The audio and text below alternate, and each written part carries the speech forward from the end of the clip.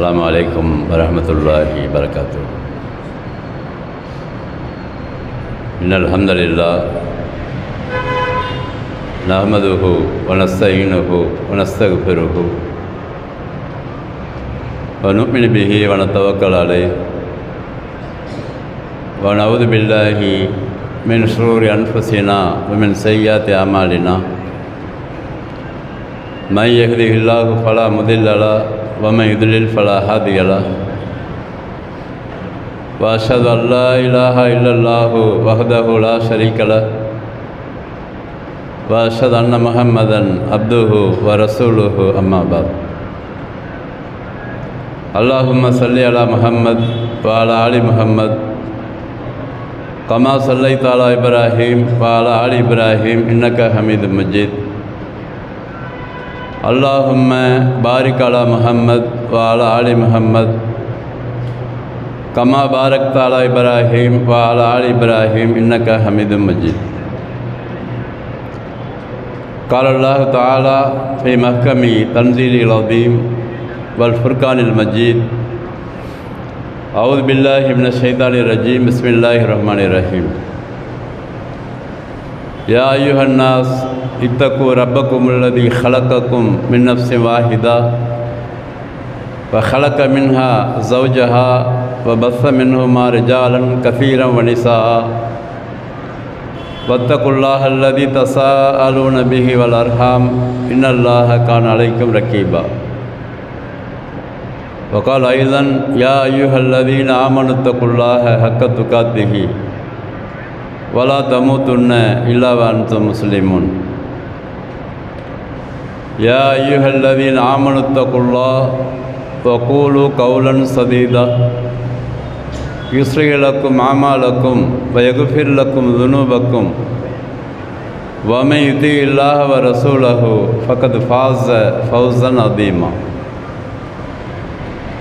قال نبينا صلى الله عليه وسلم قل آمنت بالله ثم استقم. وقال أيضا صلى الله عليه وسلم إن أصدق الحديث كتاب الله وخير الهدي هدي محمد صلى الله عليه وسلم وشر الأمور محدثاتها وكل محدثة بدعة وكل بدعة ضلالة وكل ضلالة في النار. أوصيكم وإياي أولا بتقوى الله. அளவற்ற அருளாளனும் நிகரற்ற அன்புடையவனுமாகிய அல்லாஹுவின் பெயர் போற்றி ஆரம்பம் செய்கிறேன். சாந்தியும் சமாதானமும் கருணையும் நம் உயிரினும் மேலான ரசூலுல்லாஹி ஸல்லல்லாஹு அலைஹி வஸல்லம் அவர்கள் மீது ஏற்பட வேண்டும். இன்னும் அவர்களை பின்பற்றி வாழ்ந்த சஹாபாக்கள், தாபியீன்கள், தபவு தாபியீன்கள், இன்னும் மார்க்கத்துடைய உண்மையான கொள்கையை மக்கள் மத்தியிலே சொல்வதற்காக அன்று முதல் இன்று வரை பாடுபட்டு கொண்டிருக்கிற அறிஞர் பெருமக்கள் மீதும், ஜும்மாவுடைய சரியான நேரத்தில் வந்து அமர்ந்து முழுமையாக கூலியை பெற காத்திருக்கக்கூடிய நம் அனைவர் மீதும் அல்லாஹுடைய வற்றா பெருங்கருணை என்றென்றும் நின்று நிலவ வேண்டும். கண்ணியமிக்க எல்லாம் அல்ல அல்லாஹ் சுப்ஹானஹு வ தஆலாவின் நல்லடியார்களே, சகோதரர்களே, சகோதரிகளே,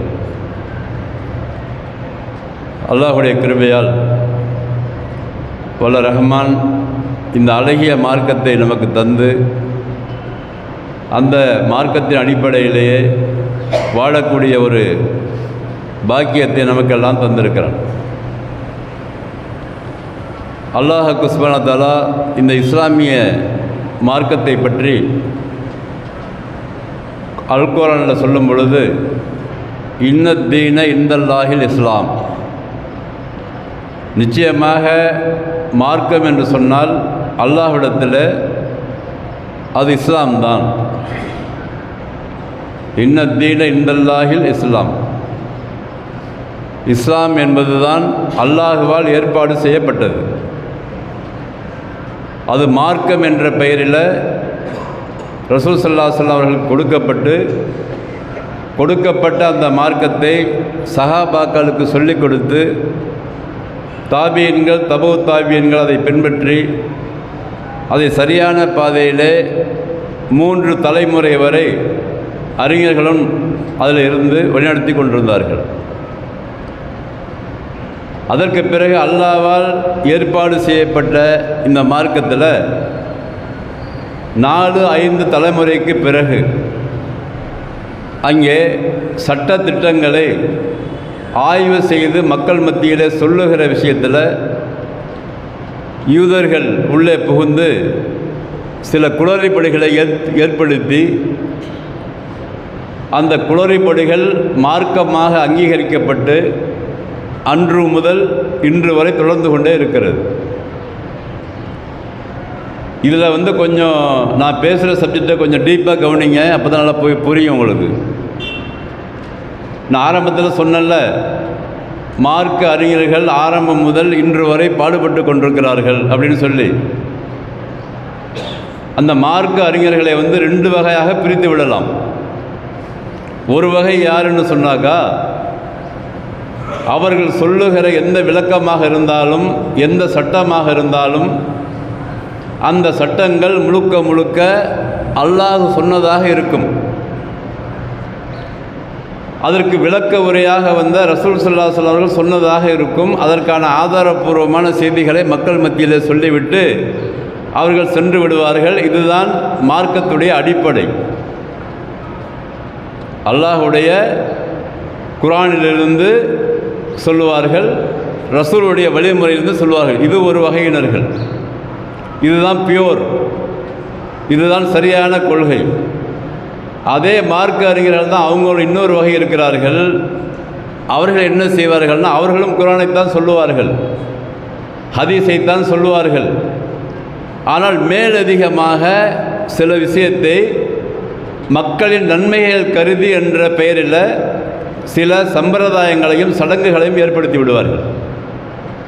நோக்கம் சரின்னு சொல்லுவாங்க. அவங்க நோக்கம் என்ன என்று கேட்டால் அவங்க சொல்லுவாங்க, மக்கள் ஏற்கனவே தொழாமல் இருக்காங்க பாய், ஏற்கனவே நோன்பு வைக்காமல் இருக்கிறாங்க, தீனின் பக்கம் கிடையாது, அவங்க பராமுகமாக இருக்கிறாங்க. நாங்கள் ஏதோ செட்டப் பண்ணி ஏதாவது நிகழ்ச்சி மாதிரி வைத்தால் தானே எல்லாம் வருவாங்க, இதில் போய் நீங்கள் ஏன் குறை சொல்லிகிட்டு இருக்கிறீங்க என்றெல்லாம் நம்மிடத்தில் வாக்குவாதம் செய்த அந்த வகையினர்கள் உண்டு. அவங்க சொல்ல காரணம் என்னென்னா, மக்கள் இந்த மார்க்கத்தின் பக்கம் முழுமையாக வரவில்லை. தொழுகையில் அலட்சியமாக இருக்கிறார்கள், நோன்பு வைப்பதில் அலட்சியமாக இருக்கிறார்கள், வியாபாரத்தில் அலட்சியமாக இருக்கிறார்கள், இன்னும் பல நிக்கா விஷயத்தில் அலட்சியமாக இருக்கிறார்கள். பியோர் மார்க்கத்தை சொல்லிக் கொடுக்கும் பொழுதெல்லாம் அவர்கள் வர்றதில்லை. அதனால் நாங்கள் என்ன செய்கிறோம், அதில் கொஞ்சம் அட்ஜஸ்ட்மெண்ட்டு பண்ணுகிறோம். அட்ஜஸ்ட்மெண்ட்டு பண்ணி அப்படியாவது இவர்கள் இந்த மார்க்கத்தின் பிறகு வருவார்கள்னு பார்க்குறோம், நல்லெண்ணம் தானே நாங்கள் வச்சுருக்கோம் என்று சொல்லி அவங்க மக்களுக்கு எது நன்மை செய்கிற மாதிரி நினச்சிக்கிட்டு சில சடங்குகளை ஏற்படுத்தி வைத்திருக்கிறார்கள். இது மிகப்பெரிய டேஞ்சரான விஷயம், இது ஆபத்தான விஷயமாக மாறிவிடும். ஏன்னா அல்லாஹ் சொல்கிறது என்னன்னு சொன்னாக்கா, மக்கள் வருகிறார்கள் வரவில்லை அதை பற்றி பிரச்சனை கிடையாது. இங்கே யாருமே வரவில்லை என்று சொன்னாலும் மார்க்கத்துடைய பேசிக்காக இருக்கிற அல் குர்ஆனுடைய செய்திகளும் ரசூலுல்லாஹி ஸல்லல்லாஹு அலைஹி வஸல்லம் வழிமுறையும் எப்பயுமே யாராலும் மாற்றி அமைக்க முடியாது, மாற்றி அமைக்கக்கூடாது. இந்த வகை அறிஞர்கள் இருக்கிறார்கள், இன்றும் இருக்கிறார்கள், அன்றும் இருந்தார்கள், கியாமத்து வரை இருப்பார்கள். அதே மாதிரி இந்த கூட்டத்தாரும் இருப்பார்கள். அந்த கூட்டத்தார் என்னது, குர்ஆனைத்தான் பேசுவார்கள், ஹதீஸைத்தான் பேசுவார்கள். ஆனால் அந்த ஹதீஸில் கொஞ்சம் இட்டுக்கட்டப்பட்டதாக இருக்கும், இட்டுக்கட்டப்பட்டதாகவும் பலகீனமானதாகவும் இருக்கும். அந்த செய்திகளை மக்கள்கிட்ட சொல்லும் பொழுது மக்களை பொறுத்த வரைக்கும் யார் அவங்க, மக்கள் அவங்களுக்கு செலக்ட் பண்ண தெரியாது ஃபஸ்ட்டு. ஏன்னா அவங்களுக்கு அவர்களுடைய தோற்றத்தை பார்த்து விட்டு முடிவெடுக்கிறது தான் மக்களுடைய பெரும்பாலான மக்களுடைய நிலைமை இன்றைக்கு. பொதுவாக ஒரு கருத்தை யாரை சொன்னாங்கன்னா, அந்த கருத்தை சொல்கிறாங்களே அது குர்ஆனில் எங்கே இருக்குதுன்னு கேட்டு அதை பின்பற்றுகிற கூட்டம் இருக்கான்னா கம்மி தான். அது ஒரு கருத்தை அவர்கள் சொல்லுகிறார்கள் என்று சொன்னால் எந்த ஹதீஸில் இருக்குது அப்படின்னு கேட்டு பின்பற்றுகிற கூட்டம் கம்மியாக தான் இருக்குது. ஏன்னா இவங்களுக்கெல்லாம் வேறு வேலை இருக்குது. யாருக்கு, மக்களுக்கு வேறு வேலைகள் இருக்குது. அந்த வேறு வேலை இருக்கும் பொழுது அவர்கள் அதை வந்து பிரித்து பார்த்து மார்க்கத்தை விளங்குகின்ற ஒரு இன்ட்ரெஸ்ட் அவங்கள்ட்ட இல்லை. இந்த பலகீனத்தை தான் இவர்கள் பயன்படுத்தி கொள்கிறார்கள். யார்? இந்த குர்ஆனையும் ஹதீஸையும் விட்டுவிட்டு, அதாவது சேர்த்து கொண்டு உண்மையையும் வைத்து கொண்டு கொஞ்சம் பொய்யையும் கலந்து மக்கள்கிட்ட சொல்லும்போது எடுபடும் என்று சொல்லி தான் பல விஷயங்களை மக்கள் மத்தியில் அவங்க சொல்கிறாங்க. நான் ஒரு உதாரணம் சொல்ல நல்லா புரியும் உங்களுக்கு. பாருங்கள், அல்லாஹ் சுப்ஹானஹு தஆலா குர்ஆனில் சூரத்து துஹான் என்று சொல்லக்கூடிய அத்தியாயத்தில் 4வது வசனத்தில் சொல்கிறான், இன்னா அன்ஸல்நாஹு ஃபீ லைலத்தின் முபாரக்கத்தின். முபாரக்குடைய இரவில் நாம் இந்த குர்ஆனை இறக்கி வைத்தோம். முபாரக்குன்னா என்னது?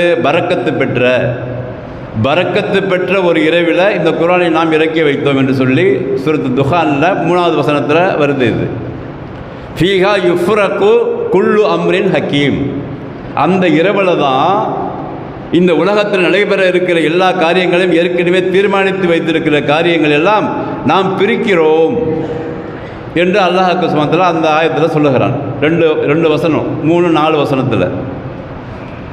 அதே மாதிரி 97வது அத்தியாயத்தில் நீங்கள் ஏற்கனவே எல்லா ரமலானிலும் நம்ம கேட்டிருப்போம், இன்னா அன்ஸல்நாஹு ஃபீ லைலத்தில் கத்ர். கண்ணியமிக்க இரவில் நாம் இந்த குர்ஆனை இறக்கி வைத்தோம். அந்த கண்ணியமிக்க இரவுனா என்னது? 1000 மாதங்களை விட சிறந்தது. ஹைரும் மின் அல்ஃப் ஷஹர் தனஸ்ஸலுல் மலாயிகத்து வர்ரூஹு ஃபீஹா. அங்கே தான் மலக்குகள் இறங்கி வருகிறார்கள். எல்லா கட்டளைகளையும் அவர்கள் இறங்கிக் கொண்டு எடுத்துக்கொண்டு வருகிறார்கள் அல்லாஹ்ட்டேருந்து. 2 ஆயத்துலேயும் பார்த்தீங்கன்னாக்கா அங்கேயும் கட்டளைகள் பிரிக்கப்படுகிறது, இங்கேயும் கட்டளைகள் எடுத்துக்கொண்டு மலக்குகள் வருகிறார்கள். அங்கே வந்து சாந்தி ஏற்படும், அது இரவிலிருந்து ஃபஜர் வரை நீடிக்கும்னு சொல்லி அல்லாஹ் அந்த ஆயத்தில் சொல்கிறான், இந்த ஆயத்தில் சொல்கிறான். இப்போ இந்த மார்க்க அறிஞர் இருக்கிறாங்கல்ல, ஒரு சாரார்னு சொல்லாக்க 2 வசனங்களையும் ஒன்று சேர்த்து மக்கள் மத்தியில் சொல்லிடுவாங்க. இப்போ எப்படி சொல்லுவாங்க?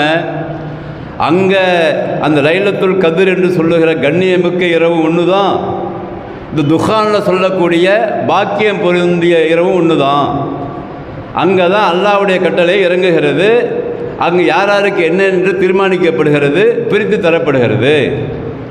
எல்லா வசதியும் 2ஐயும் ஒன்று சேர்த்து மக்கள் மத்தியில் ஒரு கருத்தை சொல்லிவிடுவார்கள். அங்கே வந்து எக்ஸ்ட்ரா ஃபிட்டிங் போட மாட்டாங்க. யார்?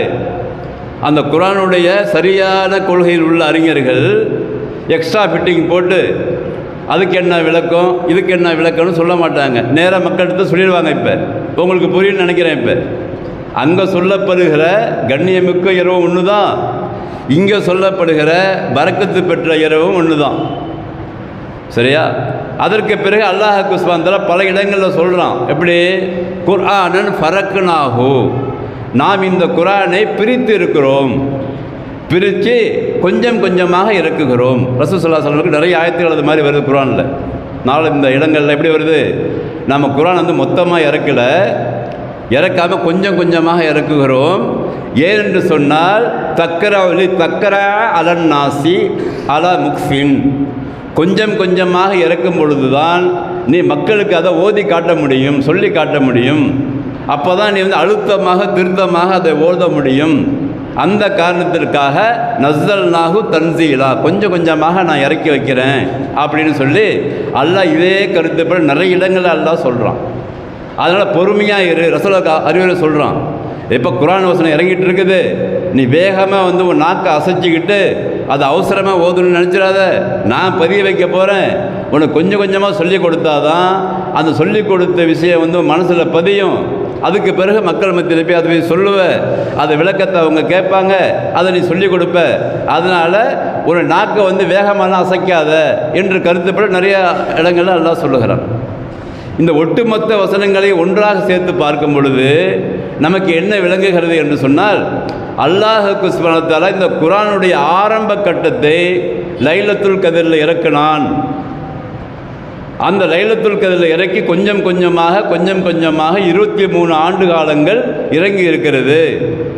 ஒரு நாளைக்கு அரை வசனமோ அல்லது ஒரு வசனமோ அந்த தேவைக்கு ஏற்ப அல்லாஹ் சுப்ஹானஹு வ தஆலா இறக்கி இருக்கிறான். இறக்கி மக்களுக்கு தேவைக்கு என்ன தேவையோ கொஞ்சம் கொஞ்சமாக இறக்கி அதை முழுமையாக ரசூல் ஸல்லல்லாஹு அலைஹி வஸல்லம் விளக்கி இருக்கிறார்கள். அதில் எந்த ஒரு வசனத்தில் கூட சந்தேகம் இல்லாத அளவிற்கு சஹாபாக்கள் ரசூலுல்லாஹ்ட்ட கேள்வி கேட்டிருக்கிறார்கள். கேள்வி கேட்டு விளக்கத்தை பெற்றிருக்கிறார்கள். எங்கெல்லாம் விளக்கம் தேவைப்படுகிறதோ குர்ஆனுக்கு அங்கெல்லாம் ரசூல் ஸல்லல்லாஹு அலைஹி வஸல்லம் விளக்கம் கொடுத்திருக்கிறார்கள். அந்த விளக்கத்தை பெற்ற பிறகு ரசூல் ஸல்லல்லாஹு அலைஹி வஸல்லம் அவர்கள் விளக்கம் கொடுத்த பிறகு சஹாபாக்கள் சிந்தித்து பார்த்து சரியான விளக்கம் என்று அவர்கள் ஏற்றுக்கொண்டு அதை நடைமுறைப்படுத்தினார்கள். கரெக்டாக இருக்குது. இதில் குர்ஆன் வசனத்தை படித்து சொல்லியிருக்கிறோம், விஷயத்தை சொல்லியிருக்கிறோம். சஹாபாக்களுக்கு ரசூலுல்லாஹ் விளக்கி இருக்கிறாங்க. அதில் எந்த விதமான கூடுதல் குறைவு இல்லாமல் சரியான கொள்கை உடைய அறிஞர்கள் சொல்லிக் கொண்டிருந்தார்கள். அன்றும் இன்றும் சொல்லிக் கொண்டிருக்கிறார்கள், என்றும் சொல்லிக் கொண்டிருப்பார்கள் இன்ஷா அல்லாஹ் கியாமத் வரைக்கும். அதை அப்படியே வச்சுங்க. இப்போ இந்த சப்ஜெக்டை இப்போ இந்த உண்மையையும் கொஞ்சம் பொய்யையும் கலக்கிற அறிஞர்கள் என்ன சொல்கிறாங்கன்னாக்கா அதையும் கவனிச்சிங்க. அப்போ புரிஞ்சிடும் உங்களுக்கு. அவங்க என்ன சொல்கிறாங்கன்னாக்கா இந்த இன்னா அன்ஸல்நாஹு ஃபீ லைலத்துல் கத்ர் இருக்குல்ல, அங்கே அது லைலத்துல் கத்ர் இரவு. அது இங்கே சொன்ன இரவுக்குள்ள துஹானில் சொன்ன 3வது வசனமும் 4வது வசனமும் பாக்கியமிக்க இரவு, பரக்கத்து பெற்ற இரவு. அவங்க என்ன கற்பனை பண்ணுறாங்க நீங்கன்னாக்கா அந்த பாக்கியம் பெற்ற இரவு இருக்குல்ல அதுதான் ஷாபானில் 15வது நாள். அங்கே என்ன பண்ணிட்டானா அல்லாஹ் மொத்தமாக இந்த எத்தனை வசனங்கள் இருக்கிறதோ மொத்த அந்த வசனங்களையும் அந்த இரவில் இறக்கி வச்சாச்சு. அதுக்கு பிறகு இந்த கொஞ்சம் கொஞ்சமாக இறக்கி லைலத்துல் கத்ர் இரவு வருதில் அது 1000 மாதங்களை விட சிறந்தது. அப்புறமே அங்கே மொத்தமாக இறக்கிட்டு முதல் வானத்தில் இறக்கி வச்சுக்கிட்டு அங்கேருந்து கொஞ்சம் கொஞ்சமாக அல்லாஹ்வுக்கு சொன்னால் இறக்கணும் அப்படின்னு மக்கள் மத்தியில் விளக்கம் கொடுத்துட்டு அதுக்கு எப்படி செட்டப் பண்ணுறாங்க. அடுத்தது லைலத்துல் கத்ர் இரவில் நம்ம என்ன பண்ணுறோம், லைட் செட்டிங்கெல்லாம் போடுறோம், மக்கள் அழைக்கிறோம், அங்கே ஒரு மிகப்பெரிய பயான் பண்ணிக்கிறோம், பிரியாணிலாம் ஆக்கப்படுகிறது, நைட்டு ஃபுல்லாக கண்ணு முழிச்சு வச்சுருக்கிறோம். இங்கே என்ன செட்டப் பண்ணுறது அப்படின்னு பார்த்தாக்கா இங்கே 3 யாசின் ஓதுறது. அந்த இரவில் 3 யாசின் ஓதுறது. மறுநாள் நோன்பு வைக்க சொல்கிறது. இன்றைக்கி அநேகமாக உங்களில் பெரும்பாலும் கூட சில பேர் வச்சுருப்பீங்க, எனக்கு தெரியாது. காரணம் என்னென்னா இது அப்படியே சொல்லி கொடுத்து மக்கள் மத்தியில் இல்லாத பொருளாக சொல்லிக் கொடுத்து அதை மார்க்கம் என்ற பெயரில் மக்கள்கிட்ட சொல்லும் பொழுது இந்த மக்களுக்கு என்ன தெரியும், இது இந்த வசனம் எங்கே இருக்குது, அந்த வசனம் எங்கே இருக்குது, ரசூலுல்லாஹ் இதை பற்றி எங்கேயாவது சொன்னாங்களா, சஹாபாக்கள் இதுக்கு ஏதாவது விளக்கம் கேட்டாங்களா அப்படிலாம் கேட்க தெரியுமானா கேட்க தெரியாது. ஏன் கேட்க தெரியாது? அவர்கள் எல்லாம் ஒரு கொள்கையில் வைத்துக்கொண்டு தங்கள் முன்னால் இருக்கிற மக்களுக்கு இந்த விஷயத்தை சொல்லும் பொழுது இது சரியாக இருக்கும் என்று அவர்கள் நம்புகிறார்கள். வேற ஒன்றும் இல்லை. இங்கே ஏற்பட்ட குழப்பம் என்னண்டாக்கா குர்ஆன் வசனம் இருக்கத்தான் செய்யுது. அங்கே இருக்குது 97வது அத்தியாயம் இருக்குது, துஹானில் இருக்கிற விஷயங்கள் இருக்குது, கொஞ்சம் கொஞ்சமாக இருக்குது.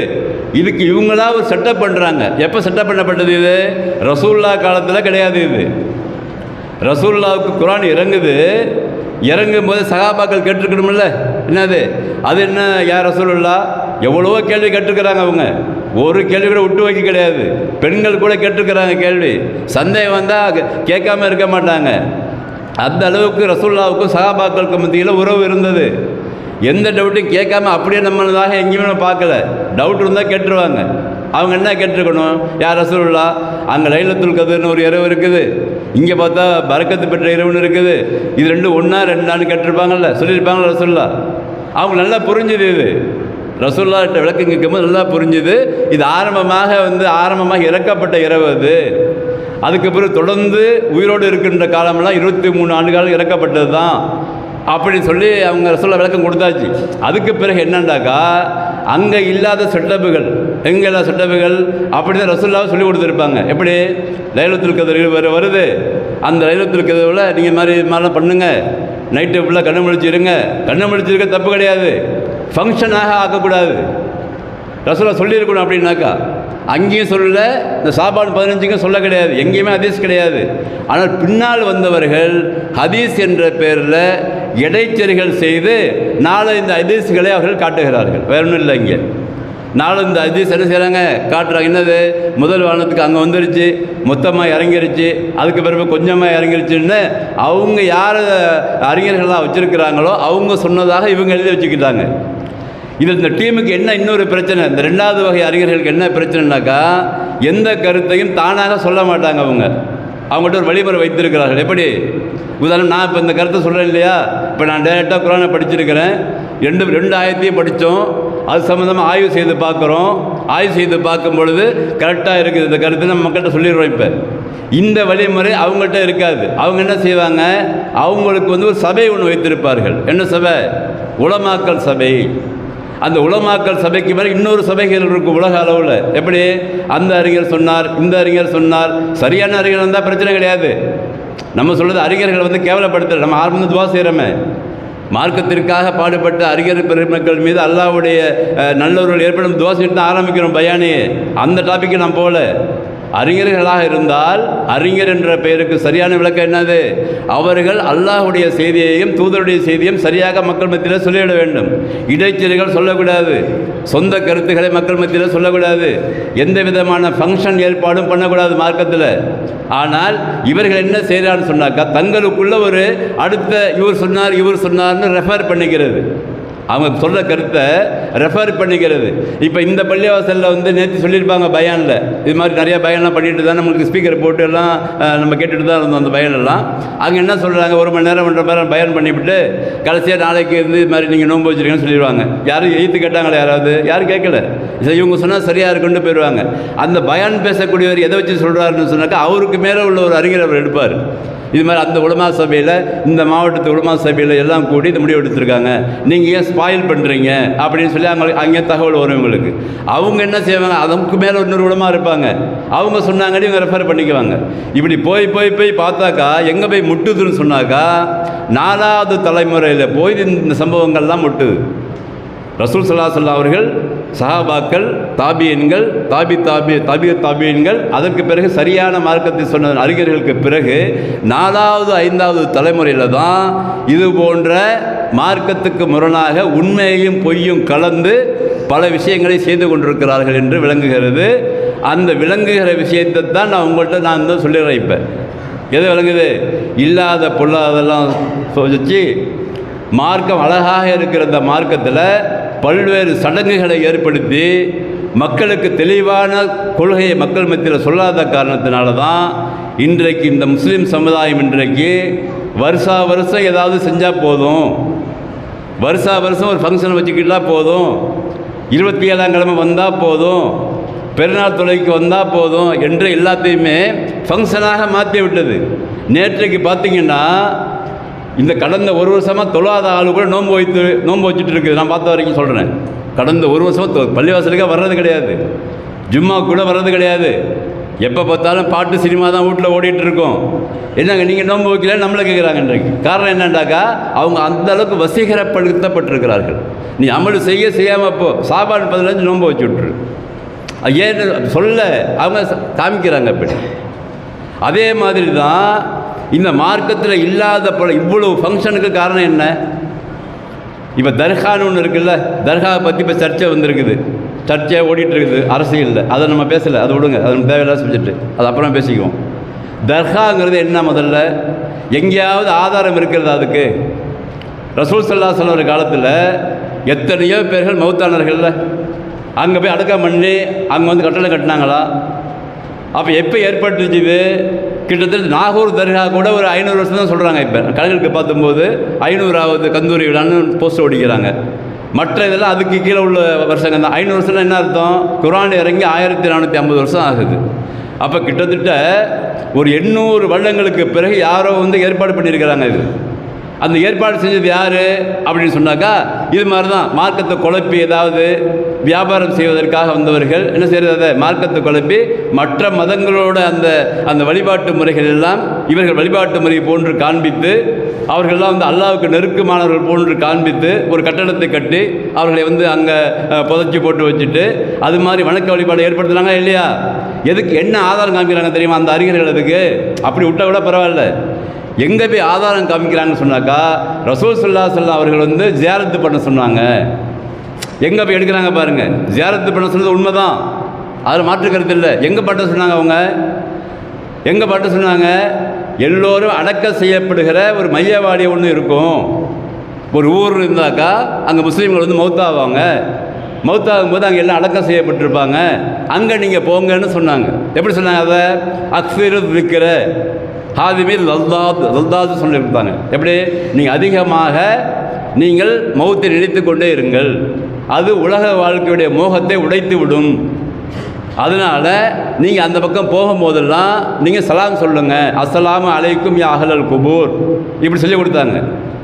அஸ்ஸலாமு அலைக்கும் யா அஹ்லல் குபூர் அன்தும் சலஃபுனா நகுனு ஹலஃபுனா நஸ்ஸலுல்லாஹ லனா வலக்குமுல் ஆஃபியா. இந்த துஆவை சொல்லிக் கொடுத்தாங்க ரசூல் ஸல்லல்லாஹு அலைஹி வஸல்லம். யாருக்கு? சஹாபாக்களுக்கு. என்ன அர்த்தம்? உங்கள் மீது சாந்தியும் சமாதானமும் உண்டாகட்டும், நீங்கள் முன்னாடி போயிட்டீங்க, நாங்கள் பின்னாடி வர இருக்கிறோம், உங்களுக்கும் எங்களுக்கும் ஆரோக்கியத்தை வேண்டுகிறோன்னு சொல்லிட்டு வந்துடுங்க அப்படின்னு சொன்னாங்க. எப்போல்லாம் கிராஸ் பண்ணி போகிறீங்களோ, எப்போல்லாம் உங்களுக்கு டைம் இருக்குதோ, அப்போல்லாம் போய் மையவாடியாக இருக்கிற பொது மையவாடிக்கு போய் இந்த சலாத்தை சொல்லிட்டு வாங்கன்னு சொல்லாங்க. நீ சவுதியெலாம் இருந்தீங்கன்னா, சவுதியில் பார்த்தீங்கன்னா நம்ம ரோடு பக்கத்துலேயே கபர்ஸ்தானம் இருக்கும், அங்கெல்லாம் நம்ம கிராஸ் பண்ணி நடந்து போகும்போதெல்லாம் இந்த துவாவை சொன்னாங்க. அதுமாதிரி நிறைய கபர்ஸ்தானங்கள் அங்கே இருக்குது சவுதியிலலாம் பார்த்தீங்கன்னா. அப்போ அந்த வழிமுறை அப்படியே இங்கே காப்பி அடிக்கிறாங்க. இங்கே எது ரசூல் ஸல்லல்லாஹு அலைஹி வஸல்லம் சொன்ன விஷயம் வேறையாக இருக்கும். இவங்க என்ன சொல்கிறாங்கன்னாக்கா, அந்தந்த இடங்களில் வந்து தர்காவை கட்டி வச்சுக்கிட்டு இவர் வந்து நல்லடியார், அந்த இருக்க பாருங்க ஹதீஸ் இருக்குது பார்த்தீங்களா, அந்த ஹதீஸை வந்து ரசூல் ஸல்லல்லாஹு அலைஹி வஸல்லம் ஜியாரத்து பண்ண சொன்னாங்க, நீங்கள போய் ஜியாரத்து பண்ணுங்க, ஜியாரத்து பண்ண சொன்னாங்கிற அந்த ஹதீஸை கொண்டு போய் எங்கே போய் ஆட் பண்ணுறாங்க? இவங்க கட்டடம் கட்டி வச்சு புதைச்சி வச்சுருக்கிற இந்த ஆளுக்கிட்ட போய் இது அந்த ஹதீஸை போய் ஜாயின் பண்ணி விட்டுட்டு எதுக்கு சொன்னாங்களோ ரசூலுல்லாஹ் அதை மறைத்து விடுகிறார்கள். அப்போ என்ன ஆகுது? என்ன காரணம் சொல்கிறாங்க? இந்த தர்காக்கள்லாம் இந்த நாட்டில் இல்லை என்று சொன்னால் இஸ்லாத்துடைய நினைவு சின்னம் இல்லாமல் போயிடுமா? இன்னொரு காரணம் அது இல்லை. சுப்ஹானல்லாஹ், இஸ்லாத்திற்கு எதற்கு நினைவு சின்னம்? இஸ்லாத்திற்கு எதுக்கு நினைவு சின்னம்னு கேட்குறேன். அல்லாஹும் தூதரும் அழகாக வடிவமைத்து கொண்ட இந்த மார்க்கத்துடைய பேசிக்கு ரொம்ப சூப்பராக இருக்குது, யாராலும் அழித்து விட முடியாத அளவிற்கு இது இருக்குது. யாருமே பின்பற்றவில்லை என்று சொன்னாலும் அதை அழிக்க முடியாத அளவுக்கு ஆதாரப்பூர்வமான செய்திகள் அங்கே இருக்கிறது. அல்லாஹ்வுடைய படைப்பினங்கள் இருக்கிறது, வானம் படைக்கப்பட்டது இருக்கிறது, பூமி படைக்கப்பட்டிருக்கிறது, மனிதனுடைய படைப்புடைய அந்த தன்மை இருக்கிறது, எத்தனை எவிடன்ஸ் இருந்து கொண்டே இருக்கிறது. அல்லாஹ் குர்ஆனை வந்து எவிடன்ஸாக சொல்லுகிறான். இந்த குர்ஆனை எவன் நினைச்சாலும் அழிக்க முடியாத அளவிற்கு பாதுகாக்கப்பட்டு கொண்டிருக்கிறது. உலக அதிசயத்திலே ஒன்றாக குர்ஆன் என்று ரசூல் ஸல்லல்லாஹு அலைஹி வஸல்லம் சொல்கிறாங்க.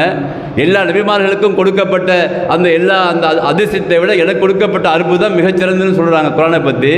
இந்த குர்ஆனே மிகச்சிறந்த அற்புதம் என்று இன்றைக்கி நேற்று வரவங்கள்லாம் விளங்குறாங்க. அப்படிப்பட்ட அற்புதத்தை வச்சுக்கிட்டு இவங்க என்ன சொல்கிறாங்க மக்கள் மத்தியில்?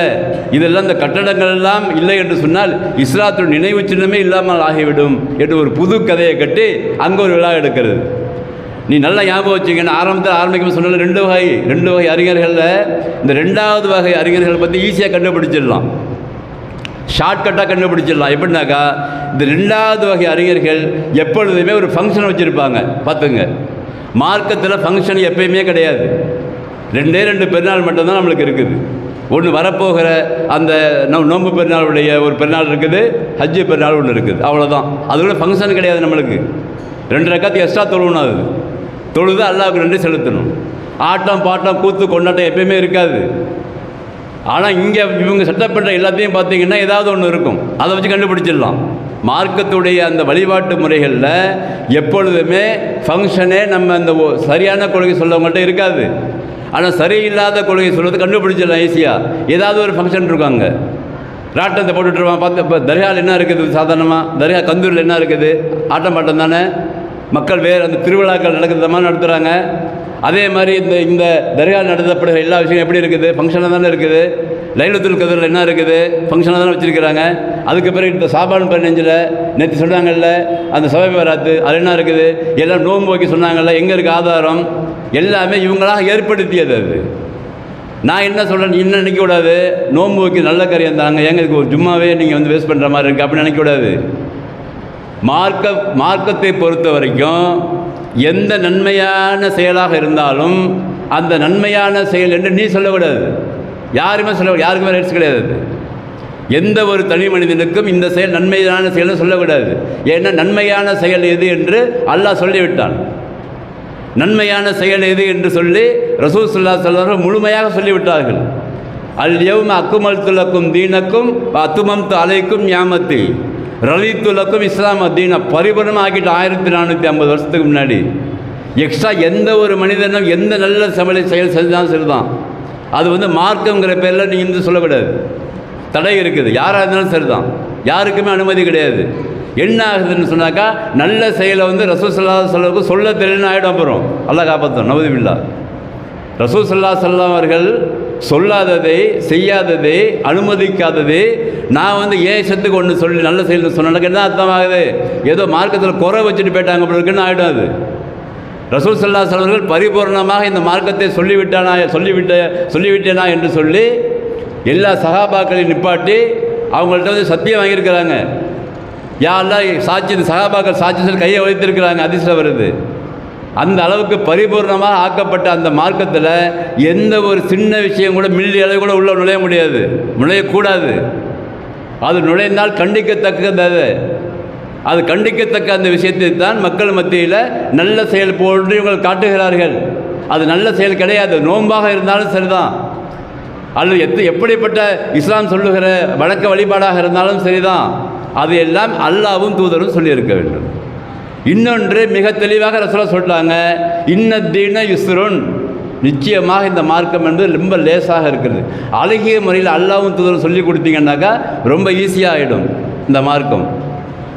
அந்த ஈஸியான மார்க்கத்தை தான் நிறைய கஷ்டத்தை கொடுத்து கொடுத்து கொடுத்து கொடுத்து கடைசியில் மார்க்கத்துடைய அந்த டைரக்ஷனையை மாற்றி விட்டு இன்றைக்கு மக்கள் மத்தியில் சரியான விழிப்புணர்வு இல்லாததுனால, எப்படி மற்ற மதங்கள் மக்கள் மத்தியில் விழிப்புணர்வு இல்லாததுனால அவங்க கொள்கையை புகுத்துகிறார்களோ, அது மாதிரி உண்மையான கொள்கையாக இருக்கிற நம்முடைய மார்க்கத்துடைய உண்மையான கொள்கையை மாற்றி அமைத்து நல்லது நல்லது என்று சொல்லி ரசூல் ஸல்லல்லாஹு அலைஹி வஸல்லம் செய்யாத செயல்களை செய்து கொண்டிருக்கிறார்கள். அதை உங்களுக்கு தெரியப்படுத்த வேண்டும் என்பதற்காகத்தான் இதை நாம் வந்து இவ்வளோ போல்டாக சொல்லிகிட்டு இருக்கிறோம். ஏன்னாக்கா என்னப்பா நோன்பு வச்சா என்னப்பா அதை போய் இப்படி பேசிட்டீங்கன்னு நினச்சிடக்கூடாது. நீங்கள் நோன்பு வச்சா அல்லாஹ்வுக்கு பொருத்தமானதான்னு சொல்லி நினைக்கக்கூடாது. ரசூல் அல்லாஹ்வும் தூதரும் காட்டாதது தப்பாகிடும். மன் அமில அமலன் லைஸ அலைஹி அம்ருனா ஃபஹுவ ரத்துன். ரசூல் ஸல்லல்லாஹு அலைஹி வஸல்லம் ரொம்ப கண் சிவந்து பேசுகிறாங்க. இதை ஒரு ஆள் வந்து ஒரு செயல் செய்கிறாரு, அமல் செய்கிறாரு, அந்த அமலின் மீது என்னுடைய கட்டளை இல்லை என்று சொன்னால் அது நிராகரிக்கப்படும், அல்லாஹ் ஏற்றுக்க மாட்டான் என்று சொன்னால் இந்த மார்க்கத்தை என்னை கொண்டு பரிபூர்ணமாக ஆக்கிவிட்டான், அதனால் நீங்கள் எக்ஸ்ட்ரா பேஸ்டிங் பண்ணக்கூடாதுன்னு சொல்லி அப்பே சொல்லிட்டு போயிட்டாங்க ரசூல் ஸல்லல்லாஹு அலைஹி வஸல்லம். அப்போ இதை வந்து மார்க்க அறிஞர்கள் என்ன செய்கிறாங்கன்னு சொன்னாக்கா, மக்களுக்கு சாதகமாக இருக்குன்னு சொல்லி இது ஏற்படுத்தி கொண்டிருக்கிறாங்க. நிறைய விஷயங்கள் இருக்குது சம்மந்தமாக. நான் கொஞ்சம் சொல்லியிருக்கிறேன். இது வந்து உண்மையும் பொய்யும் கலக்கிற டெக்னாலஜி. இது அல்லாஹ் அக்பர் அல்லாஹ் அக்பர் பாங்கு சொல்கிறது உண்மை. இக்காமத் சொல்லும்போது ரெண்டு சொல்லுவாங்கள்ல, அது பொய். பாங்கு சொல்கிறது உண்மை என்று எல்லாம் போவீங்க. இக்காமத் சொல்லும்போது ரசூல் ஸல்லல்லாஹு அலைஹி வஸல்லம் அவர்கள் சொல்லி காட்டி ஒரு தடவை சொல்ல சொன்னாங்க. புகாரில் 500வது ஹதீஸ் வருது. இவங்க அங்கேயும் 2 சொல்கிறாங்கல்ல, அது போய். தொழுகை அல்லாஹ் கையை தூக்கிட்டு ஓதுறது உண்மை, சலாம் கொடுக்குற வரை உண்மை தான். திரும்பி உட்காந்துட்டு கூட்டு துவா செய்கிறாங்கள, அது போய். எங்கே கலக்குறாங்க பாருங்கள். உண்மை இது ஒன்று போய். சரியா? நல்லடியார்கள் இருக்கார்கள் உண்மை. அல்லாஹ் ஏற்படுத்தியிருக்கிறார் தாவாவுக்காக. அவர்களுக்கு கட்டடம் கட்டி அதில் போய் வழிபடணும் என்பது பொய். அங்கே உண்மையையும் பொய்யையும் போய் கலக்கிறாங்க. லைலத்துல் கத்ரில் இறங்கினது குர்ஆன் என்பது உண்மைதான், பரக்கத்து பெற்ற இரவில் இறங்கியது உண்மைதான். ஆனால் அங்கே இறக்கி வச்சுட்டு கொஞ்சம் கொஞ்சமாக இறக்கணும் மனுஷமாக நினைக்கிறாங்க இவங்க. அல்லாவை ஒரு இடத்துல கொஞ்சமாக இருக்குன்னா அப்போ அங்கே வந்து நிற்கணும்ல. இவங்க என்ன நினைக்கிறாங்கன்னா, அல்லாவுடைய வல்லமை பற்றி தெரியவில்லை இவங்களுக்கு. இவங்க என்ன நினைக்கிறாங்க, மொத்தம் இப்படி சொன்னால் மக்கள் நம்பிடுவாங்கன்னு 2 இரவையும் 2ஆக பிரித்து விட்டுட்டு ஒரு இரவில் கொண்டு போய் அங்கே வச்சுக்கிட்டான்ல, கொஞ்சம் கொஞ்சமாக இறக்கி விட்டாங்க சொல்லி நம்புவாங்கள்ல மக்கள். தெரியாது, நம்ம கண்டதானே இருக்குது அப்படின்னு நம்புவாங்க. அப்போ ஒரு உண்மையை பொய்யோடு சேர்த்து கலந்து மார்க்கம் என்ற பெயரை சொல்லிக்கிட்டு இருக்கிறாங்க. நிறைய விஷயம் இப்படி தான் போயிருந்தீங்க. ஆனால் ஈஸியாக இருக்குது. அல்லாஹ் சொல்கிறான், உன் மனசை அல்லாஹ் அறிவான்ப்பா. நீ ஏன்ப்பா சத்தம் போட்டு பேச? நேற்று பார்த்தீங்கன்னா அல்லாஹ் அக்பர் அல்லாஹ் அக்பர் ஸ்பீக்கர் போட்டு கத்திட்டு இருக்கிறாங்க எல்லா தெருவிலையும். நம்ம கேட்டு தான் இருக்கிறோம். அதே அல்லாஹ் சொன்னால், அல்லாஹ் எங்கேயா சொல்லியிருக்கானா, என்னுடைய திக்கரை நீ ஸ்பீக்கர் போட்டு எல்லாருக்கும் தெரியுமா சொல்லுங்க, ஆதாரம் இருக்குதா? மாறாக அதுக்கு எகென்ஸ்டாக குர்ஆன் வசனம் இருக்குது. எப்படி இருக்குது? வலக்கத ஹலக்கனல் இன்சான மா துவஸ்விசு பிஹி நஃப்ஸு வநாலமு அக்ரபு இலைஹி மின் ஹபிலில் வரீத் நகுன் ஆலமு அக்ரபு இலைஹி மின் ஹபிலில் வரீத். நான் தான் இந்த மனுஷனை படைச்சிருக்கிறேன். இந்த மனுஷன் வந்து உள்ளத்தின் அடித்தளத்தில் பேசுகிற அந்த செய்தியை, அந்த பேசுகிற அந்த கான்வர்சேஷனை நான் அறிகிறேன். நான் இவன் கழுத்து நரம்புக்கு மிக சுயமாக இருக்கிறேன். உள்ளத்தில் பேசுகிறது அறியவர்களுக்கு போயிட்டு ஸ்பீக்கர் வச்சு திக்கர் செய்யணுமா? சுப்ஹானல்லாஹ். கொஞ்சம் விட்டு ஆடிடுவாங்க. அப்படி அல்லாஹ் அக்பர் அல்லாஹ் அக்பர். அந்த திக்கர் கூட்டம் ஒன்று இருக்குது, கையை கொஞ்சம் ஆடும், ஒரு இடத்துல லைட்லாம் ஆஃப் பண்ணிடும். திக்கர் கூட்டம் ஒன்று இருக்குது, எல்லாம் ஏற்பாடு தாங்க. இவங்க மார்க் இதெல்லாம் செஞ்சால் என்னன்னு கேட்குறான். கேட்டால் என்ன, ஏன்பா இப்படி கையப்பட்டு ஆடுற? சினிமாக்காரர் இல்லை, பாட்டுக்காரர் இல்லை, இது ஆடினா நல்லா அக்பர் சொல்லி ஆடினார்னா. அது எப்படிப்பட்ட அழகான மார்க்கம், தூய்மையான மார்க்கம், சிறப்பான மார்க்கம், அழகிய மார்க்கம், எல்லா மக்களும் ஏற்று இழக்கிற மார்க்கம், எவ்வளோ ஈஸியாக இருக்கிற மார்க்கம். உள்ளத்தில் உட்காந்துக்கிட்டு ஒரு இடத்துல உன் தேவை அல்லாஹ் அக்பர் அல்லாஹ் அக்பர் உள்ளே சொன்னால் அல்லாஹ் பதிவாகிட்டே இருக்கிறாங்க கழுத்தில். அப்படி இருக்கு குர்ஆன் வசனங்கள். இதை மக்கள்கிட்ட சொன்னால் என்ன? ஒவ்வொரு தொழுகைக்கு பிறகும் உங்கள் தேவைகளை நீங்கள் அமைதியாக உட்காந்து கேளுங்கன்னு சொன்னால் என்ன? உண்மை அதானே? குர்ஆன் அப்படி தானே இருக்குது. குர்ஆன் நல்லா சொல்கிறானே இல்லையா? தொழுத பிறகு ரசூலுல்லாஹ் சொல்லி கொடுத்தாங்க, தொழுத பிறகு அமைதியாக உட்காருங்க. நீங்கள் நினைங்க போதும், கை குத்துக்குதான் அப்புறம் உட்காந்துக்கிட்டு எனக்கு வைத்த வலிக்கு வேலைலாம் நான் இப்போ பேசுகிறல்ல, இதே நினச்சா கூட போதும் அல்லாவுக்கு. அந்த அளவுக்கு மிக சமீபமாக இருந்து நம்முடைய எண்ணத்தை கேட்கக்கூடிய அல்லாஹ்கிட்ட போய்ட்டு காட்டுக்கத்தான் கத்திக்கிட்டு மாற்று மதக்காரன் மியூசிக் வச்சு அடிக்கிற மாதிரி போட்டுக்கிட்டு அதெல்லாம் மாற்றி அமைச்சு கொண்டு ஒரு கூட்டம் போகிறது என்பதற்காக எங்களுக்கு வைத்தறிச்சலாக இருக்குது. அதெல்லாம் சொல்லிகிட்டு இருக்கோம். இதை வேறு ஒன்றும் இல்லை. இந்த சமுதாயத்தை வழிநடத்த வேண்டிய உலமாக்கள், அந்த அறிஞர்கள் என்று சொல்லிக் கொள்பவர்கள்லாம் இந்த மக்களை வேறு பக்கம் செல்ல வைக்கிறார்கள் என்ற ஒரு கவலையில் நாங்கள் பேசிகிட்டு இருக்கிறோம். ஏன்னா ரொம்ப ரொம்ப சூப்பராக, ரொம்ப எளிமையாக இருக்குது அல்லாஹ்வோட பேசுவதற்கு. அல்லாஹ்வோட பேசணுன்னா ரொம்ப பெருசியாக சவுண்ட்லாம் போட தேவை கிடையாது. ஒரு இடத்துல உட்காந்து 2 நிமிஷம் தொழுது முடித்த பிறகு உட்காந்து மனசில் பேசிட்டு இருந்தாலும் தெரியும். அதுக்கு பிறகு மனசில் ஊறுகிற எல்லா விஷயத்தையும் நல்லா அறிகிறான் என்று பல இடங்கள் எல்லாம் பதிவு செய்கிறான். இதெல்லாம் மக்கள் மட்டத்தில் சொல்லாமல் அவங்களுக்கு அரபி தெரியாதுப்பா, அதனால் நான் ஓதி கொடுக்குறேன். என்ன காரணமா கேட்டாக்கா, எல்லா மக்களும் எப்படி அரபி தெரியும்? அல்லாஹ்வுக்கு அரபி மட்டும்தான் தெரியுமா? இல்லை, உள்ளத்தில் எறும்பு பேசுகிறதே அறிபவன் அவன். அவனால் படைக்கப்பட்ட அனைத்து படைப்புகளுடைய எண்ணத்தை அறிபவன் அவன். அத்தனையும் படைத்து அதற்கு உணவளித்து அது பேசுகிறதை அவன் கேட்கக்கூடியவன். அதுக்கு அவனுக்கு கேட்கறதுக்கு ஒன்றை மாதிரி ஸ்பீக்கர்லாம் தேவை கிடையாது. நீ உள்ளத்தில் போகிற ப்ரோக்ராம் அவன் அறிபவன். நீ நினைக்கிற நல்லதையும் கெட்டதையும் அவன் அறிபவன். நீ யாருக்கு என்ன நினைக்கிறன்னு அவனுக்கு தெரியும். வெளியில் என்ன பேசுகிற, உள்ளே என்ன பேசுகிற அவனுக்கு தெரியும்.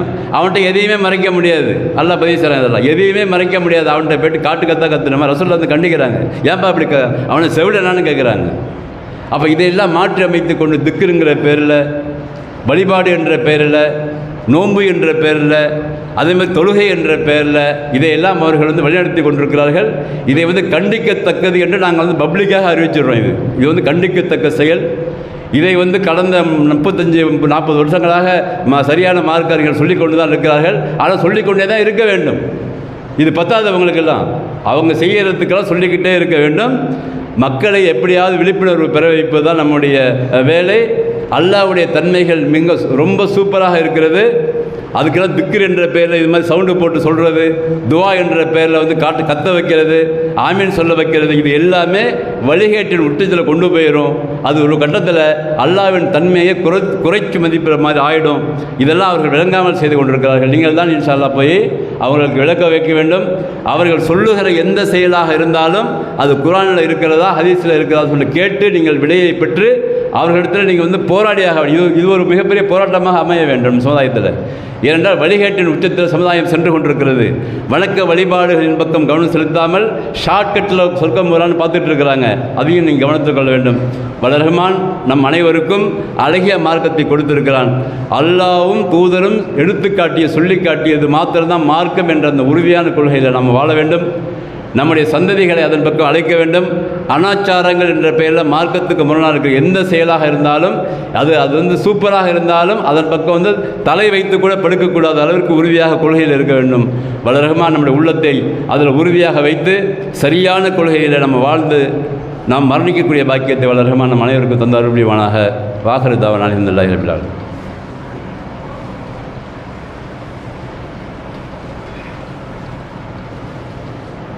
அல்ஹம்துலில்லாஹி ரப்பில் ஆலமீன் வலாக்கிபத்துல் முத்தகீன் வஸ்ஸலாத்து வஸ்ஸலாமு அலா ரசூலில்லாஹி ஸல்லல்லாஹு அலைஹி வஸல்லம் வ ஆலிஹி வஸஹ்பிஹி அஜ்மாயின். அம்மா பாத். அல்லாஹ்வுடைய கிருபையால் நாம் எதிர்பார்த்து இருக்கிற ரமலான் மாதம் வர இருக்கிறது இன்ஷா அல்லாஹ். இப்பொழுதே உள்ளத்தின் அடித்தளத்தில் எண்ணத்தை ஏற்படுத்தி கொள்ளுங்கள். இப்பொழுது என்னென்னா சொன்னாலே ஃபஸ்ட்டு பேசும்போது அது டெக்ஸ்டாக சொல்ல வேண்டியதில்லை. யாரெல்லாம் எங்களை ரமலான் மாதத்தில் நாங்கள் நோன்பு வைக்கணும் அல்லா, அவ்வளோதான், முடிஞ்சு போச்சு. நியத்தாயிடும். அதுபோன்று செலவு செய்கின்ற விஷயங்கள் மார்க்கத்திற்காக ஏற்கனவே நீங்கள் வந்து செலவு செய்திருப்பீர்கள். அதுக்காக நம்ம வழக்கம் போல் நம்முடைய நிர்வாகிகள் அதுக்கான ஏற்பாடு செய்து கொண்டிருக்கிறார்கள். அது அந்த ஒரு டீம் வேணும் தான் செய்யும். நம்மளுக்கு ஒரு டீம் கண்டிப்பாக வேணும். ஏன்னா நிர்வாகம் என்பது இமாம், அதுக்கப்புறம் வந்து முஅத்தின், அதுக்கு பிறகு விறகுகள், அந்த பாத்திர பண்டங்கள், பொருள்கள் வாங்குவது, கஞ்சி காய்ச்சுவது, அதற்கான பொருளாதாரம், இவைகள் எல்லாம் முழுக்க அந்த அல்லாஹ்வையும் தூதரையும் ஏற்றுக்கொண்டவர்கள் இருந்து எதிர்பார்த்து தான் செய்ய முடிகிறது. ஏன்னா ஒரு காலத்தில் வந்து என்னன்னாக்கா சோர்ஸை வைத்து இந்த மார்க்கப்படி செய்யப்பட்டது, எதையும் எதிர்பார்க்காமல் செஞ்சாங்க ஒரு காலத்தில். இப்போ அப்படி செய்ய முடியல. ஒரு காலத்தில் எப்படி இருந்துச்சுனாக்கா சோர்ஸை ஏற்படுத்திடுவாங்க. முதல்ல எப்படின்னாக்கா அவங்க எழுதி வச்சுட்டு போயிருப்பாங்க, நிலங்கள், கடைகள், இதெல்லாம் அவங்க வந்து வக்ஃபுங்கிற பேரில் எழுதி வச்சுருப்பாங்க. அந்த வக்ஃபு மூலமாக வர சொத்துக்களை வைத்து எல்லாம் நடந்துக்கிட்டு இருந்துச்சு, இன்னும் நடந்துக்கிட்டு இருக்குது. ஆனால் அது மாதிரி செட்டப்பை இப்போ காலங்கள் சில குறைவாகி கொண்டே இருக்கிறது. அதனால் எந்த விஷயத்தை செய்தாலும் மக்களிடத்தை எதிர்பார்த்து செய்ய வேண்டிய ஒரு சூழ்நிலை இருக்கின்ற காரணத்தினால அல்லாஹ்வுக்காக நீங்கள் அதையும் நியத்தாக வைத்துக்கொண்டு, எண்ணத்தை வைத்துக்கொண்டு ஏற்கனவே நீங்கள் செலவு செய்தது போன்று இந்த வருடமும் இன்ஷா அல்லாஹ் முழுமையாக ஒத்துழைப்பு கொடுக்க வேண்டும். அதற்காக அந்த பணம் வந்து 6,000 என்றும் குறைந்தபட்சம் 2,000 என்றும் நிர்ணயிக்கப்பட்டிருக்கிறது. அதை வந்து முன்கூட்டியே கொஞ்சம் கொடுக்கும் பொழுது நிர்வாகிகளுக்கு கொஞ்சம் இலகுவாக இருக்கும். ஏன்னா அவங்க வந்து மற்ற காரியங்களை பார்ப்பதற்கு இலகுவாக இருக்கும். ஏன்னா நோன்பு ஆரம்பித்த பிறகு கொஞ்சம் களைப்பாக இருப்போம்ல, எல்லோரும் சேர்ந்து எல்லாம் களைப்பாக தான் இருப்போம். அதனால் ஆரம்பத்தில் செட்டப் செய்வதற்கு உங்களுடைய பங்களிப்பை கொடுங்க. அது மாதிரி அல்லாஹ்வுக்காக நீங்கள் செய்கிற எல்லா அந்த செலவுகளுக்கும் அல்லாஹ் வந்து அதிகமாக பரக்கத் செய்வான். அதுபோன்று எண்ணங்களை தூய்மையாக வைத்துக்கொண்டு அல்லாஹ்விடத்தில் துஆ செய்து இந்த செலவினங்களுக்காக நீங்கள் தர வேண்டும் என்றும் நான் வந்து கேட்டுக்கொள்கிறேன். எதை சொன்னாலும் இதையும் சொல்ல தானே வேண்டியிருக்குது, அதனால் சொல்லிக்கிறோம் நம்ம இன்ஷா அல்லாஹ். அதனால் மார்க்கம் என்பது ஏற்கனவே சொன்ன மாதிரி இந்த லேட்டாக வந்தவங்களுக்கு போனாலும் சொன்னால் யாரும் வரல. அது என்னண்டா அது எவ்வளோ ட்ரிப் சொன்னாலும் அப்படி தான் இருப்பாங்க போல இருக்குது. ஏன்னா லேட்டாக வராதிங்க. லேட்டாக வந்தீங்கன்னாக்கா உங்களுக்கு ஜும்மாவுடைய முழு பலன் கிடைக்காம போயிடும். அதனால் ஒரு அரை மணி நேரம் 5 நிமிஷம் முன்னாடி வரதுக்கு என்ன உங்களுக்கு கஷ்டமாக இருக்குது சொல்லுங்கள். 5 நிமிஷம் முன்னாடி வந்து உட்காந்து பயானை கேட்டுட்டு தொழுதுட்டு போனால் என்ன, எவ்வளோ வேலைக்கு பற்றியில் வந்தால் என்ன? 5 வேளை தொழுகையே கேள்விக்குறியாக உங்களுக்கு எல்லாருக்கும் தான் இருக்கும். அந்த ஜும்மாவை கூட நீங்கள் தொழாத பட்சத்தில் அது வந்து மார்க்கத்தில் புது கொள்கையாக ஆகிவிடும். போன வர பேசியிருக்கிறேன். ஏன்னா அப்போ நீங்கள் பாட்டுக்கு பேசிகிட்டு இருங்க, நாங்கள் பாட்டுக்கு நாங்கள் செஞ்சிட்ருக்கோம், நீங்கள் இருக்கிறீங்க. ஆனால் நாங்களும் சொல்லிக்கிட்டே தான் இருப்போம், வேறு வழி இல்லை. அதனால் சொல்லிக்கொண்டே இருக்கிறோம். அல்லாஹ் உங்களுக்கு வந்து ரஹமத் செய்யட்டும். உங்கள் எண்ணத்தில் வந்து முதல்ல வந்து மாற்றத்தை கொண்டு வாருங்கள். ஏன்னா மார்க்க அழகான மார்க்கத்தை நம்மளுக்கு அல்லாஹ் தந்திருக்கான முதல்ல விளங்குங்க. எவ்வளோ பேர் வழிகேட்டில் இருக்கிறான், கோடிக்கணக்கான பேர்கள் இன்றைக்கி வழிகேட்டில் சுற்றிக்கிட்டு இருக்கான். 99.99% சொல்கிறான் இன்றைக்கி கணக்கெடுப்பு. மொத்தம் வழிகேட்டு தான் இன்றைக்கி உலகத்தில். அதனால் அல்லாஹுக்கு சொந்த 0.1% நம்மளுக்கு அல்லாஹ் கொடுத்துருக்குறான். அதுலேயும் இப்படி நம்ம இருந்தோம்னாக்கா அப்புறம் வந்து இப்போ வேறு கொள்கையாக மாறிவிடுங்கிறத வந்து இன்னும் நம்ம நினைக்கணும். இன்ஷா அல்லாஹ் அது மனசில் வச்சுக்கிட்டு வருகின்ற ரமலான் மாதத்திலாவது ஒரு திருந்த வேண்டும் என்ற எண்ணத்தோடு நீங்கள் இந்த ரமலானை வந்து நம்ம நினைக்கணும். இன்ஷா அல்லாஹ் நம்மிடத்தில் ஏற்கனவே இருக்கிற பாவங்கள் எல்லாம் அல்லாஹ் களைவதற்காக ஒரு வாய்ப்பு தந்திருக்கிறான் என்று நாம் வந்து நம்ப வேண்டும். அது சம்பந்தமான விஷயங்கள் எல்லாம் இன்ஷா அல்லாஹ் ரமலானில் பேசப்பட இருக்கிறது. அதற்காகவும் ஏற்கனவே உள்ளது போன்று லொஹருக்கு பிறகு 10 நிமிடம் உண்மையான உலக பொதுமறை என்ற தலைப்பு என்னது? உண்மையான உலக பொதுமறை. சில பேர் சில புத்தகத்தை எழுதி வச்சுக்கிட்டு உலக பொதுமறைங்கிறான். அதில் எவ்வளோ தப்பு இருக்குங்கிறத கம்பேர் பண்ணி பார்த்து குர்ஆனில் போல உண்மைங்கிறத வந்து தெளிவாக நம்ம 30 நாள் சில விளக்க இருக்கிறோம். அதிலும் உங்கள் நேரத்தை வந்து செலவு பண்ணுங்கள். இப்பொழுது நியத்தை வைத்துக் கொள்ளுங்கள். எது? நோன்பு வைப்பதற்கும், நல்ல அமல்கள் செய்வதற்கும், செலவுகள் செய்வதற்கும், மார்க்க விஷயங்களை கேட்பதற்கும், கேட்டுவிட்டு நல்ல மனிதனாக, அதாவது இஸ்லாம் முறைப்படி வாழ்வதற்கும் நியத்து வைத்துக்கொண்டு வாழ வேண்டும். அதற்கு வளர நல்லொரு பழிப்பானாக. வாஹிரு தாவானா அல்ஹம்துலில்லாஹி.